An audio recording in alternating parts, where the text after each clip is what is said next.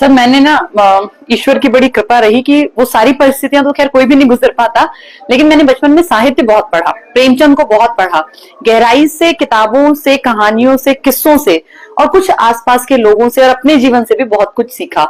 मैं इस मामले में लकी रही। मेरे फादर जो थे वो इंडियन एयरफोर्स में जॉब थी उनकी, 20 साल उन्होंने देश सेवा में लगाए।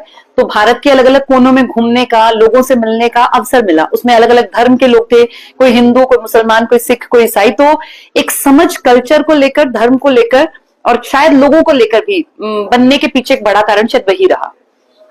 आप इतनी काबिलियत आपके अंदर, आपने कभी गवर्नमेंट जॉब ट्राई की? सर मैं गवर्नमेंट जॉब में रही। मैंने 12 साल सरकारी नौकरी जो है एज टीचर की है। मैं दिल्ली में गवर्नमेंट स्कूल में टीचर थी और महज 20 साल की उम्र में मुझे सरकारी नौकरी मिल गई थी। 2015 में मैंने अपनी सरकारी नौकरी से रिजाइन किया। तब तक आईसीएस पूरी तरह से अपने पैर जमा चुका था और परिमल सर का सपना था आईसीएस को लेकर। तो अपनी नौकरी मैंने करने के बाद ये फील किया कि वहां लिमिटेशंस हैं। पढ़ा मैं वहां भी रही थी, वहां भी मैं टीचर थी, लेकिन वहां कुछ मुद्दे थे जिनके ऊपर आप खुल के नहीं बोल सकते, बेबाक तरीके से बात नहीं कर सकते, क्योंकि सरकार की भी अपनी कुछ सीमाएं होती है और हर एक पद की एक गरिमा है। उसके इर्द गिर्द ही आपको थोड़ी चीजें ध्यान रखनी पड़ती हैं। ये प्लेटफॉर्म ऐसा है कि इसमें आपको जो लगे आप फील करें, मर्यादित भाषा का इस्तेमाल करते हुए आप युवाओं के साथ उस तरह की बातचीत कर सकते हैं। और मुझे ऐसा लगा कि अगर मैं बहुत बड़े लेवल पे स्टूडेंट्स को कहीं ना कहीं एक रास्ता दिखाने में सक्षम हूं, ईश्वर की इतनी कृपा मेरे ऊपर है, तो शायद मुझे वो काम, वो भी बहुत अच्छा है, लेकिन वहां मेरा जो टारगेट था वो अचीव करने में बहुत साल लग जाने थे। यहाँ मैं एक सोशल मीडिया के माध्यम से बहुत सारे लोगों से जुड़ गई हूं और जिसका प्रभाव कहीं ना कहीं किसी इंसान के जीवन में शायद पड़ेगा। तो मुझे लगता है कि वो नौकरी भी मेरे लिए बहुत अच्छी थी, वहां से बहुत कुछ सीखा और अब जो काम कर रही हूँ ये भी मेरे लिए परफेक्ट है। हरियाणा में, नई दिल्ली और राजस्थान में आपकी लाखों से ऊपर जा चुकी है जी। आपने कभी महसूस किया क्या काम रहे हैं आपके अंदर, क्या काबिलियत थी ऐसी? सर मैं ऐसा महसूस करती हूँ कि कुछ चीजें ना ईश्वर ने आपके भाग्य में लिखी होती हैं, आपको कर्म करना पड़ता है। मैं अपना कर्म कर रही हूँ, आज भी मैं पढ़ती हूँ और अच्छा लगता है मुझे अच्छे लोगों को सुनना, अच्छी चीजों को जानना। तो बस ये ईश्वर की कृपा, मेरा भाग्य और थोड़ा सा मेरी मेहनत, इन तीनों का जो मिश्रण है उसके कारण शायद जैसा कि आप कह रहे हैं कि बहुत सारे फैन फॉलोइंग हो गई है, ये सब इन सब का मिक्सचर है। तो भाग्य भी एक रोल प्ले करता है, आपके कर्म भी, आपकी मेहनत भी और ईश्वर का आशीर्वाद भी। आज के जमाने में सोशल मीडिया का जमाना आ चुका है और सोशल मीडिया से ही बहुत से युवा भटक रहे हैं जी। क्या संदेश देंगे? सर देखिए, हर चीज के, जैसे हम बचपन में पढ़ते थे विज्ञान एक अभिशाप या एक पॉजिटिव सेंस में, हाँ, वरदान। तो आज अगर देखें सोशल मीडिया एक तरफ देखिए पढ़ाई को कितना आसान बना दिया। किसी बीहड़ गांव में बैठा एक बच्चा सिर्फ एक टावर से सिग्नल आने के कारण आज पढ़ के यूपीएससी, एसएससी, बैंकिंग, पता नहीं क्या क्या एग्जाम क्लियर कर रहा है। वहीं एक शहर में बहुत बढ़िया एसी रूम में बैठा एक लड़का न जाने कितनी गंदगी को उसमें सर्च करके कहां गर्त में गिरता जा रहा है। तो ये तो इंसान के ऊपर है।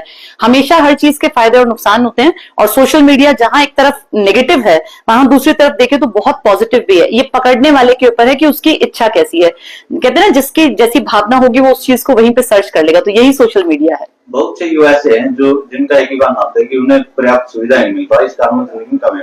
सर ऐसे लोगों को डॉक्टर एपीजे अब्दुल कलाम की आत्मकथा पढ़ लेनी चाहिए कि उन्हें कौन सी सुविधाएं थी। ऐसे बहुत सारे उदाहरण भरे पड़े हैं। आज भी मैं कल ही पढ़ रही थी, हमारी एक छोटी सी कोई लड़की ट्राइबल एरिया से निकल के और इंटरनेशनल लेवल के पता नहीं कहाँ क्लब्स ने उसको इन्वाइट किया, फुटबॉल बहुत अच्छा खेलती है। तो ऐसे बहुत सारे उदाहरण हैं। आप गेम्स में जाइए, न जाने कितने एग्जाम्पल्स हैं जिनके पास अच्छे शूज नहीं होते, अच्छी डाइट नहीं होती, लेकिन हिमा दास जैसे एग्जाम्पल है।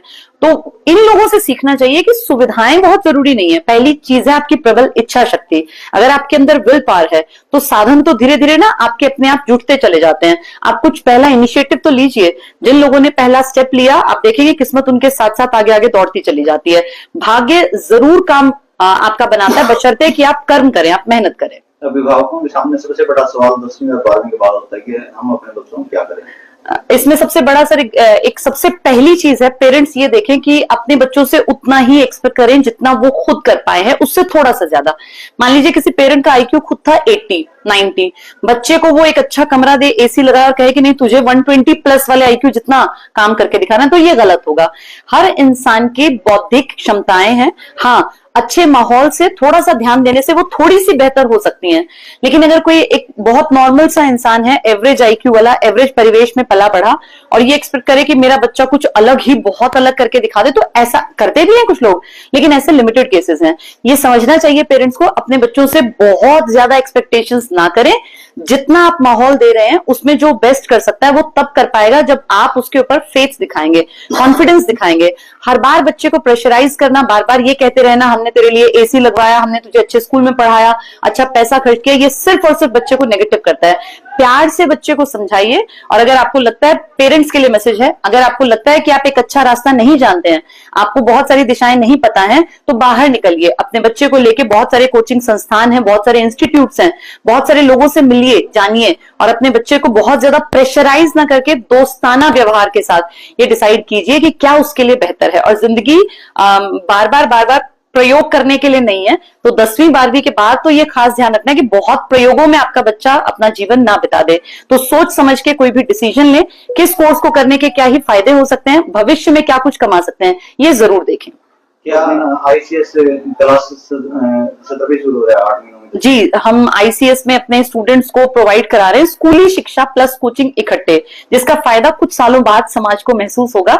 जो बच्चे आज 12वीं के बाद बिल्कुल ब्लैंक हैं, जिन्हें लगता है अब हम क्या करें, कहाँ जाएं, साइंस किया बच्चा भी परेशान है अगर आईआईटी नीट में क्रैक नहीं कर पाता, कॉमर्स का बच्चा भी, आर्ट्स का भी, तो हम एक ऐसा प्रोजेक्ट लेकर आए हैं जिसमें स्कूलिंग के बाद ही बच्चे को अपना लाइफ का सही डिसीजन लेने में हेल्प मिलेगी। और इसीलिए हमने फोकस किया 8वीं 9वीं 10वीं 11वीं 12वीं के बच्चे कि वो कोचिंग और संस्कार साथ साथ पढ़ाई इकट्ठे लेके आगे बढ़े, ताकि एक बेहतरीन युवा के रूप में वो देश में अपनी सेवाएं दे सके। उसको लेकर किस तरीके से? सर देखिए, बहुत सारे लोग हैं जो बिना नौकरी के भी जीवन अच्छा जी पाते हैं। जैसे नौकरी अकेली नहीं है, बिजनेस कर सकते हैं, बहुत सारी चीजें हैं।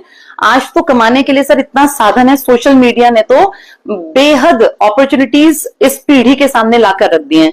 जब हम लोग थे या आप लोग थे तो क्या था, कोई टीचर बन गया, कोई डॉक्टर बन गया, कोई इंजीनियर बन गया, लेकिन आज आप देखिए कितने सारे प्रोफेशंस हैं जिनमें बहुत ज्यादा पढ़ने की भी जरूरत नहीं है, बस आपके अंदर स्किल्स होनी चाहिए।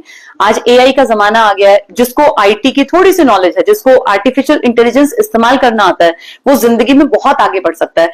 और मेरा ये मानना है कि अगर आपके अंदर कुछ बेसिक स्किल्स हैं, अगर आपका बात करने का तरीका अच्छा है, अगर आपका शब्द भंडार अच्छा है और आपको थोड़ी सी नॉलेज है किसी भी फील्ड की, तो आप जिंदगी में कभी भी मार नहीं खाएंगे। आपका व्यवहार अच्छा है, आप मिलनसार हैं, तो आप जिंदगी की कोई ना कोई राह जरूर बना लेंगे। तो इससे अकेले ना भागे। हाँ, अगर आपको लगता है कि मेरे हालात ज्यादा ही खराब हैं, मेहनत करके अगर मैं हिम्मत कर लूं, सरकारी नौकरी तक पहुंच जाऊं, तो मेरा ये मानना है कि स्टेबल जिंदगी सरकारी नौकरी देती है, बाकी ऑप्शंस हर जगह खुले होते हैं।